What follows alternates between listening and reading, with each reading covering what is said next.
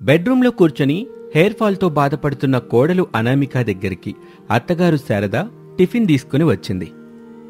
నాకు ఆకలిగా లేదత్తయ్య. లేదంటే ఎట్టాకోళ్ళ, రాత్రి కూడా ఏం తినలా. ఇప్పుడు కూడా తినకపోతే నీరసం వచ్చి కళ్ళు తిరిగి పడిపోతావు. అప్పుడు నిన్ను హాస్పిటల్ తీసుకెళ్ళాలి. అక్కడ వాళ్ళు 2-3 రోజులు ఉంచుకుంటారు. 25,000 కట్టించుకొని పళ్ళరసం తాగమని చెబుతారు. ఇదంతా అవసరం ఆ కోళ్ళ? నా బాధ మీకు అర్థం కావడం లేదత్తయ్య. అర్థమైంది కోళ్ళ. నన్ను కూర్చోబెట్టి ఇంటి పనులు వంట పనులు చెయ్యాలని అనుకుంటున్నావు. కానీ ఎయిర్ ఫాల్ సమస్య వల్ల నేను చేయనివ్వడం లేదు. అంతే కదా? అంతే కదా అని మీరు తేలిగ్గా అన్నారు అత్తయ్య. కానీ ఏ పని చేయకుండా ఇలా ఒక గదిలో ఉండడం ఎంత నరకంగా ఉందో తెలుసా మీకు? గదిలో ఉండమని నేనిప్పుడు చెప్పాను కోళ్ళ. మీ మావయ్య కొడుకు పిల్లలు ఉన్నప్పుడు మాత్రం గదిలో ఉండు.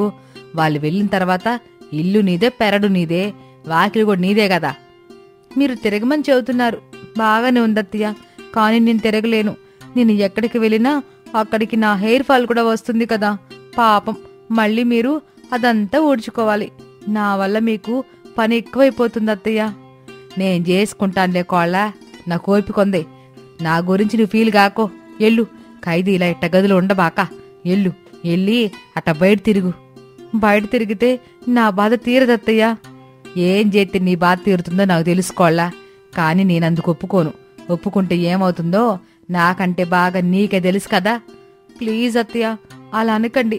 హెయిర్ పడకుండా వంట చేస్తాను. వద్దు కోళ్ళ, నువ్వు వంట చేసిన విషయం మీ మావయ్యకో కొడుక్కో పిల్లలకో తెలిస్తే నన్ను బాగా తిట్టుకుంటారు. ఇక మీ మావయ్య అయితే కొట్టినా కొడతాడు. కోపం వచ్చి ఇంట్లో నుంచి వెళ్ళిపోమని చెబితే ఇక నేనేం చేయాలప్పుడు? అక్కడి వరకు పరిస్థితిని రానివ్వనత్తయ్య. తలకి బట్ట కూడా కట్టుకుంటాను. వెంట్రుకలు పడకుండా వంట చేస్తాను. నన్ను నమ్మండి అత్తయ్య అని కోడలు అనామిక బ్రతిమాలుతూ అత్తగారు శారద కాళ్ళు పట్టుకుంటుంది. కోడల్ని అలా చూడగానే అత్తగారు శారద మనసు కరిగిపోయింది. సర్లే కోళ్ళ, ఈరోజు వంట నేను చేసేశానుగా. మరి కొడుకు మీ మావయ్య ఆఫీసులకి వెళ్ళిపోయారు, పిల్లలేమో స్కూల్కి వెళ్ళిపోయారు. రేపు నువ్వే వంట చేద్దుగానిలే అని శారద చెప్పగానే అనామిక చాలా సంతోషపడుతుంది. నేను ఒప్పుకున్నాను కదా కోళ్ళ. ఇప్పుడు నువ్వు టిఫిన్ తిని రెస్ట్ తీసుకో. ఇప్పుడు చాలా ఆకలి అవుతుంది అత్తయ్య, తినేస్తాను అని చెప్పి శారద దగ్గర నుంచి టిఫిన్ తీసుకుని అనామిక తింటూ ఉంటుంది. సర్లే కోళ్ళ, నాకు బట్టలు ఉతికే పనుందే, వెళ్ళి తుక్కుంటాను. టిఫిన్ చేసిన తర్వాత నేను బట్టల్ని వాష్ చేస్తాను అత్తయ్య అని అనామిక చెప్పి గబగబా టిఫిన్ తినేసి ఆ గది నుంచి వెళ్ళిపోతుంది. మరుసటి రోజున ఆఫీస్ టైం కావటంతో బనియన్ మీదున్న రమేష్ షర్టు వేసుకోవాలని పట్టుకుంటాడు. అంతే, ఆ షర్టు మీద అన్ని వెంట్రుకలే కనిపిస్తాయి. రమేష్కి కోపం వస్తుంది. గట్టిగా అనామిక, అనామిక అని పిలవగానే అనామిక పరుగున అక్కడికి వచ్చింది. షర్టు మీదున్న వెంట్రుకల్ని చూపిస్తూ, నీకెన్నిసార్లు చెప్పాను నువ్వే పని చేయకుండా మన గదిలోనే ఉండమని? వంట చేస్తావు, అన్నం కూర పప్పు పెరుగు అప్పడాలు అన్నింట్లోనూ నీ వెంట్రుకలే ఉంటాయి. వాటిని చూడగానే నాకు విరక్తి కలుగుతుంది, రోతబుడుతుంది అని చెప్పగానే అనామిక బాధపడుతూ కన్నీళ్లు పెట్టుకుంటుంది. అయినా రమేష్కి అనామిక మీద జాలి కలగలేదు. బట్టలు వాషింగ్ చేశావు సరే, బట్టల మీద కూడా నీ వెంట్రుకలే కనిపిస్తున్నాయి ఇక్కడ. ఇలా అయితే ఎలా అనామిక? హెయిర్ ఫాల్ నేను కావాలని చేస్తున్నట్టు మీరు మాట్లాడుతున్నారు. నా మీద ఇంతలా కోపం తెచ్చుకుంటున్నారు. కావాలని చేస్తున్నట్టు కాకపోతే మరింట అనామిక, నువ్వేమీ పని చేయకుండా ఇంట్లో తిని హాయిగా ఉండమని చెప్తుంటే ఏదో ఒక పని చేస్తావు, వెంట్రుకలు నేస్తావు. వాటిని చూడగానే ఎక్కడా లేని కోపం ఆవేశం వస్తున్నాయి మరి అని అంటుంటే అనామిక కన్నీళ్లు పెట్టుకుంటూ ఉంటుంది. అంతలా కోపం ఆవేశం తెచ్చుకునే బదులు హెయిర్ ఫాల్ కాకుండా షాంపూ కానీ ఆయిల్ కానీ తీసుకురావచ్చు కదా. మరి ఎన్ని మెడికల్ షాపుల్లో అడగాలి? ఎంతమంది డాక్టర్లను కలవాలి నేను? ఏ డాక్టర్ ఏం చెప్పినా వాడుతున్నావు, ఏ ఆయిల్ ఇచ్చినా నెత్తికి పెడుతున్నావు. సమస్య పెరుగుతుంది గాని తగ్గటం లేదు. అందుకు తప్పు నాదా? నీది కాదు, నిన్ను పెళ్లి చేసుకున్నాను కదా, నాది తప్పు అని చెప్పి అక్కడి నుంచి వెళ్ళిపోతాడు. అనామిక ఏడుస్తూ ఉంటుంది. శారద ఓదార్చే ప్రయత్నం చేస్తుంది. అలా లంచ్ టైం అయింది. ఒక ఆఫీస్లో పనిచేసే ప్రసాదు లంచ్ బాక్స్ తీసుకుని కొలీగ్స్తో తినటానికి కూర్చున్నాడు.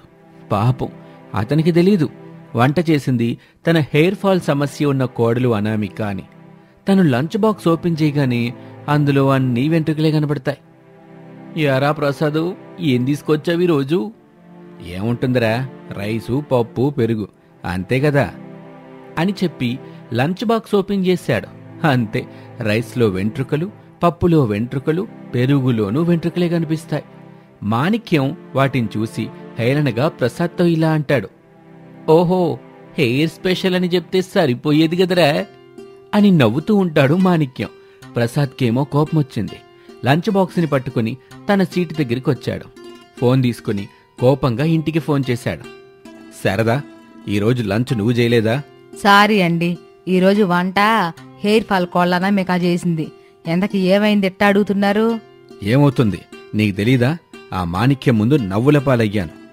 లంచ్ బాక్స్ ఓపెన్ చేయగానే రైస్లో వెంట్రుకలు, పప్పులో వెంట్రుకలు, పెరుగులోనూ అవే. ఇట్టా ప్రతి దాంట్లో వెంట్రుకలు కనబడుతుంటే ఎరా ఈరోజు హెయిర్ స్పెషల్ అని చెప్పలేదని నవ్వాడాడు. తల తీసేసినట్టయింది. సారీ అండి, ఇంకెప్పుడు కోడల చేత వంట చేయించను. మీ పరిస్థితి ఎలాగుంటే కొడుకు రమేష్ పరిస్థితి ఎట్టాగుందో. ఎందుకైనా మంచిది కొడుక్కి ఫోన్ చేసి విషయం చెప్పు. నవ్వుల పాలు కాకుండా వాడైనా జాగ్రత్త పడతాడు. అట్టాగేనండి, ఈ పూటకి మీరు బయట నుండి అన్నం తెచ్చుకోండి అని చెప్పి శారద ఫోన్ పెట్టేస్తుంది. వెంటనే కొడుకు రమేష్కి ఫోన్ చేస్తుంది. రమేష్ ఆఫీస్లో లంచ్ టైం అయినా వెళ్లకుండా వర్క్ చేసుకుంటూ ఉన్నాడు. అప్పుడే అతని ఫోన్ మోగుతూ ఉంటుంది. చెప్పమ్మా. బాబు రమేషు, అన్నం తినేసావా? ఇంకా లేదమ్మా, వర్క్లో ఉన్నాను. ఓ 10 నిమిషాలైతే వర్క్ అయిపోతుంది, అప్పుడు చేస్తాను. వద్దు బాబు, వద్దు, తినబాక. నువ్వు లంచ్ బాక్స్ ఓపెన్ చెయ్యొద్దు. ఎందుకమ్మా, ఏమైంది? ఈరోజు వంట అనామిక చేసిందిరా అని చెప్పగానే రమేష్ ఓ క్షణం పాటు ఆశ్చర్యపోయాడు. బాబు రమేషు, ఉన్నావా? ఉన్నానమ్మా. ముందుగా ఫోన్ చేసి విషయం చెప్పావు, లేదంటే ఆఫీస్లో అందరి ముందు నా పరువు మొత్తం పోయేది. లంచ్ బాక్స్ ఓపెన్ చేయగానే అన్నిట్లోనూ అనామిక వెంట్రుకలే ఉండేవి. ఆఫీస్ వాళ్ళు చూసి నవ్వుకునేవాళ్ళు. విషయం తెలిసి ఎవరైనా సీరియస్ అయ్యేవాళ్ళు. ఏదేవైనా లంచ్ బాక్స్ మాత్రం ఓపెన్ చేయబాకు బాబు అని చెప్పి శారద ఫోన్ పెట్టేస్తుంది. ఇక అప్పుడే హెయిర్ ఫాల్ కోడలు అనామిక టీ తీసుకుని శారద దగ్గరికి వచ్చింది. ఆ టీలో కూడా హెయిర్ ఉండటం శారద చూస్తుంది. ఏంటే కోళ్ళ ఇవి, కొంచెం చూసుకోవాలి కదా. ఇప్పటికే 2-3 పడితే తీసేసేనత్తయ్య, అయినా మళ్ళీ పడింది. ఏం చేయాలో అర్థం కావడం లేదు. నీకు అర్థం కాలేదు గాని నాకు బాగా అర్థమైంది కోళ్ళ. అర్థమైతే చెప్పండి అత్తయ్య. చూతా గాని ఏ పూట నువ్వు చేసిన వంట దగ్గరికి నన్ను తీసుకెళ్ళి కోళ్ళ. ఎందుకు అత్తయ్య, బాగానే ఉండానుగా, ఏం జరిగింది? ఏం లేదులే, నువ్వు చేసిన వంట చాలా బాగుందని మీ మామయ్య ఫోన్ చేసి చెప్పాడు. నేను కూడా ఒకసారి రుచి వస్తాను. అలాగా, అయితే రెండత్తయ్య అని చెప్పి అనామిక అత్తగారు శారదని తీసుకుని కిచెన్లోకి వస్తుంది. అక్కడ తాను చేసిన వంటల్ని చూపిస్తుంది. ప్రతి దాంట్లోనూ వెంట్రుకలు కనిపిస్తాయి. వాటిని అనామికకి చూపిస్తూ, కోళ్ళ, నువ్వు నాకు చెప్పిందేంటి, ఇప్పుడు నువ్వు ఇక్కడ చేసిందేంటి? అత్తయ్య, ఎలాంటి హెయిర్ ఫాల్ లేకుండా వంట చేస్తానని చెప్పాను. చెప్పినట్టుగానే తలకి బట్ట కట్టుకుని వంట చేశాను అత్తయ్య. కానీ ఇలా వెంట్రుకలు ఎలా పడ్డాయో నాకు ఇప్పటికే అర్థం కావడం లేదు. ఆలోచించుకోళ్ళ, నువ్వే ఏదో తెలుగు తక్కువ పని చేసే ఉంటావు. అందుకే వంటలు మొత్తం వెంట్రుకలు మయమైపోయాయి. అది చూసి మీ మామయ్య ఫోన్ చేసి క్లాస్ తీసుకున్నాడు నాకు. సారీ అత్తయ్య, నేను తలకి బట్ట కట్టుకునే వంట చేశాను. కానీ వంటకాల్లో వెంట్రుకలు ఎలా వచ్చాయో అర్థం కావడం లేదు. నువ్వు ఏదో ఒక తప్పు చేసే ఉంటావు కోళ్ళ. ఆ ఏదో ఒక తప్పు ఏమిటి చెప్పు, బాగా ఆలోచించుకుని చెప్పుకోళ్ళ అని చెబుతూ ఉండగా కోడలు అనామికకి వెంటనే గుర్తొచ్చింది. అప్పుడు అనామిక అత్తగారితో ఇలా అంటుంది. అత్తయ్య, నేను చేసిన తప్పేమిటంటే వంట చేసేటప్పుడు తలకి బట్ట కట్టుకునే చేశాను అత్తయ్య. ఇక వంట మొత్తం పూర్తయ్యాక తలకు కట్టుకున్న బట్టను తీసేసి గట్టిగా దులిపా. అంతే అత్తయ్య నేను చేసింది అని వంట చేసే సమయంలో అనామిక చేసిన పనేంటో వివరంగా అత్తగారు శారదతో చెప్పింది అనామిక. ఆ మాట చెప్పగానే శారద కళ్ళు తిరిగి పడిపోతుంది. అనామిక అయోమయంగా అత్తగారిని చూస్తూ ఉంటుంది. ఈ విధంగా ఎంత జాగ్రత్త తీసుకుని వంట చేస్తున్నా సరే హెయిర్ ఫాల్ సమస్యతో బాధపడుతున్న అనామిక ప్రతి వంటకంలోనూ తన జుట్టు పడ్డంతో ఇంట్లో అందరితోనూ తిట్లు తినాల్సి వస్తోంది. మరి అనామిక ఇంతగా బాధపడుతున్న ఈ హెయిర్ ఫాల్ సమస్య నుంచి బయటపడాలంటే మీరే ఏదైనా ఒక మంచి చిట్కా చెప్పి అనామికకి సహాయం చేయండి. కామెంట్ రూపంలో మీ చిట్కా ఏంటో చెప్పండి. అనామిక తప్పకుండా మరొక వీడియోలో మీ అందరికీ ధన్యవాదాలు చెప్తుంది. చుట్టుపక్కల అన్ని సాఫ్ట్వేర్ కంపెనీలే ఉండటంతో పానీపూరి బిజినెస్ బాగా సాగుతుంది అని ఆలోచన చేసిన పేద కోడలు అనామిక సెంటర్ పాయింట్ చూసి తన భర్త రమేష్ సహాయంతో పానీపూరి బండి పెట్టుకుంది. ఆ చుట్టుపక్కల అనామిక పానీపూరి బండి ఒక్కటే ఉండటంతో అనామికకి బిజినెస్ బాగా జరుగుతూ ఉంది. ఒకరోజున ఒక కారొచ్చి అనామిక పానీపూరి బండి దగ్గర ఆగింది. ఏవండి, ఆ కార్ దగ్గరికి వెళ్ళి అడగండి. అలాగే అనామిక అని చెప్పి రమేష్ వెంటనే ఆ కారు దగ్గరికి వచ్చాడు. అప్పుడే ఆ కారులో నుంచి మోడ్రన్ డ్రెస్లో ఫ్యాషన్గా ఉన్న రితిక దిగింది. అంతే, రితికని చూసిన అనామిక ముఖం షాకుతో ముక్కలైంది. వెంటనే తలదించుకొని వేరే వాళ్లకు పానీపూరి వేస్తూ ఉంటుంది. రితిక దగ్గర ఉన్న రమేష్, చెప్పండి మేడం, ఏం తీసుకురమ్మంటారు కార్ దగ్గరికి ఏమొద్దండి, నేను మీ బండి దగ్గరికి వస్తాను, మీరు వెళ్ళండి అని చెప్పగానే రమేష్ కారు దగ్గర నుంచి బండి దగ్గరికి వచ్చేస్తాడు. పానీపూరి కావాల్సిన వాళ్ళకి ఇస్తూ ఉంటాడు. కారులో నుంచి దిగిన రితిక ఫ్రెండు శ్వేత ఇద్దరూ కలిసి అనామిక దగ్గరికి వస్తారు. అక్కడ పానీపూరి అమ్ముతున్న అనామికని చూసి రితిక చప్పట్లు కొడుతూ నవ్వుతూ ఉంటుంది. శ్వేత కూడా అనామికని గుర్తుపడుతుంది. ఏ అనామిక, నువ్వా? వారేవా, మనం భలే కలిసాం. అంత చదువు చదివి చివరికిలా పానీపూరి బండి పెట్టుకుని బతుకుతున్నావా? దేవుడు నాకిచ్చిన తెలివితో ఎవరిని మోసం చేయకుండా నిజాయితీగా ఇలా పానీపూరి బండి పెట్టుకొని చాలా సంతోషంగానే జీవిస్తున్నాను. నీ పేద ముఖానికి ఇదే ఎక్కువ అని రితిక అనగానే మధ్యలో రమేష్ కల్పించుకుంటాడు. ఇలా చూడండి మేడం, మీరెవరో నాకు తెలీదు. నా భార్యని పట్టుకు తిట్టడం బాగోలేదండి. మీరు పానీపూరి తింటారా చెప్పండి, చేసిస్తుంది. తినలేకపోతే దయచేసి ఇక్కడి నుంచి వెళ్ళిపోండి. పాత విషయాలేం వద్దు రితిక, నువ్విప్పుడు ఒక సాఫ్ట్వేర్, ఒకప్పుడు నాకు ఫ్రెండ్వి. ఒక విధంగా చెప్పాలంటే సాఫ్ట్వేర్ ఫ్రెండ్వి. నీకు కావలసిన పానీపూరి తిను, డబ్బులు ఇచ్చేసి వెళ్ళిపో. పాత విషయాల జోలికి వెళ్ళొద్దు. సరే, పానీపూరి వెయ్యి, ఎలా తినాలో నాకు తెలుసు గాని అని చెప్పి రితిక శ్వేత నిలబడతారు. అనామిక పానీపూరి ఇస్తూ ఉంటుంది. రితిక ఆ పానీపూరిని తినకుండా కిందకు దోసేస్తుంది, పడేస్తుంది. అది చూసి రమేష్కి కోపం వస్తూ ఉంటుంది. అది అర్థం చేసుకున్న అనామిక రమేష్తో, తనేం చేసుకుంటే మనకెందుకండి, మనకి మన డబ్బులొస్తే సరిపోతుంది అని చెప్పగానే రమేష్ ఊరుకుంటాడు. రితిక చేస్తున్న పని శ్వేతకి నచ్చటం లేదు. బతిమాలుతూ ఇలా అంటుంది, రితిక, అలా చేయకో. అనామికని ఏమనుకో, అది చాలా మంచిది. అది చేసిన మేలు నీకు తెలీదు రితిక. ఏంటే నువ్వు చెప్పేది? ఈ పేద కోడలు అనామిక నాకు మేలు చేసిందా? అది నాకు తెలీదా? అంత గొప్ప మేలేం చేసింది శ్వేత ఇది? ఇప్పుడు నీకు చెప్పినా అర్థం కాదు రితిక. ముందు మనం ఇక్కడి నుంచి రూమ్కి వెళ్ళిపోదాం. అక్కడ నీకు అన్ని విషయాలు వివరంగా చెబుతాను అని చెప్పి రితిక చేత డబ్బులిప్పించి అక్కడి నుంచి రితికని తీసుకుని వెళ్ళిపోతుంది. అనామిక రమేష్ ఇద్దరూ కష్టపడుతూ పానీపూరి అమ్ముతూ ఉంటారు. ఒక అరగంట తర్వాత శ్వేత రితిక ఇద్దరూ తమ గదికొస్తారు. ఇప్పుడు చెప్పవే శ్వేత, అనామిక నాకు చేసిన మేలేంటి? నీకొక రోజున యాక్సిడెంట్ అయింది, బ్లడ్ కావాలంటే అప్పుడు అనామికే వచ్చి తన బ్లడ్ ఇచ్చి నిన్ను కాపాడింది. ఇది మేలు చేయడం కాదా? అని చెప్పగానే రితిక ఏమీ మాట్లాడలేదు, అలా ఉండిపోయింది. మరుసటి రోజు సాయంత్రం సమయం 5 గంటలు దాటింది. సంతకు వెళ్లిన అత్తగారు శారద ఇంటికొచ్చింది. ఇంటి ముందు పానీపూరి బండి కనపడింది. అయోమయంగా ముఖం పెట్టి, నా పేద కోళ్ళ అనామిక ఈరోజు పానీపూరి అమ్మడానికి వెళ్ళినట్టుగా లేదు. 2000 గోవిందా గోయిందా అని అనుకుంటూనే తన కోడలు అనామికని పిలుస్తుంది. అనామిక, అనామిక అని పిలిచింది. అప్పుడే ఇంట్లో నుంచి ప్రసాద్ బయటకొస్తూ ఉంటాడు. ఏంటి శారదా, అంతలా కోడల్ని పిలుస్తున్నావు? ఏమైంది? యావైందో నేను తర్వాత చెబుతా గాని ముందు కోడల్ని బయటికి రమ్మని చెప్పండి. నేనెంతలా పిలుస్తుంటే లోపలేం చేస్తుంది? నువ్వెంతలా కాదు, మరింత గట్టిగా పిలిచినా, మైకి పెట్టి అరిచినా కోడలు ఇంట్లో నుంచి రాదు గదా. ఎందుకు రాదంట? ఎందుకంటే కోడలు అనామిక ఇంట్లో లేదు, గుడి దగ్గరికి వెళ్ళింది. గుడి దగ్గరికి వెళ్ళిందా? గుడి దగ్గరికి ఇప్పుడు ఎందుకు వెళ్ళిందండి? ఇది మరీ బాగుంది. గుడికి ఎవరైనా ఎందుకెళ్తారు చెప్పు? ఒక్కతే గుడికెళ్ళిందా? కొడుకు కూడా తోడుగెళ్ళాడా? ఇద్దరూ కలిసే వెళ్లారు. పోన్లేండి, అయితే నేను కూడా ఒకసారి గుడి వారికి వెళ్ళి వస్తాను. మధ్యలో నువ్వెందుకు శారదా? కొడుకు కోళ్ళు గుడి దగ్గర ఏకాంతంగా మాట్లాడుకుని వస్తారు.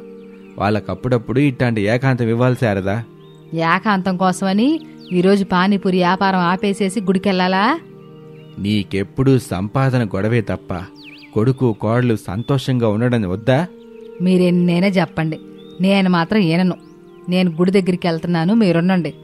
ఇప్పుడు నువ్వు గుడి దగ్గరికి వెళ్ళగానే కోళ్ళ అనామిక ఇంటికొచ్చి పానీపూరి బండి తీసుకొని వెళ్ళి అమ్ముతుందా చెప్పు. అమ్మాలండి, తప్పకుండా అమ్మాలి. రోజు నాకెత్తానని చెప్పిన 2000 రూపాయలు ఇవ్వాల్సిందే. అంతే, నా 2000 నాకు రాకపోతే నాకెక్కడా లేని కోపం వచ్చేద్ది. నాకు 2000 మీరెత్తారా? ఇస్తాను, ఇదిగో అని చెప్పి డబ్బులు ఇస్తాడు. శారద ప్రసాద్ దగ్గర డబ్బుని చూసి షాక్ అవుతుంది.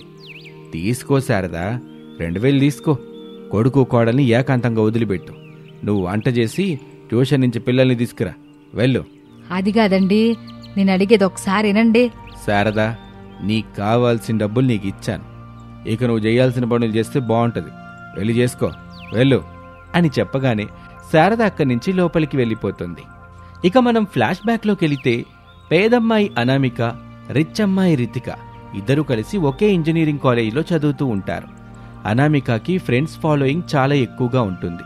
రితికకి శ్వేత అనే అమ్మాయి ఫ్రెండ్గా ఉంటుంది.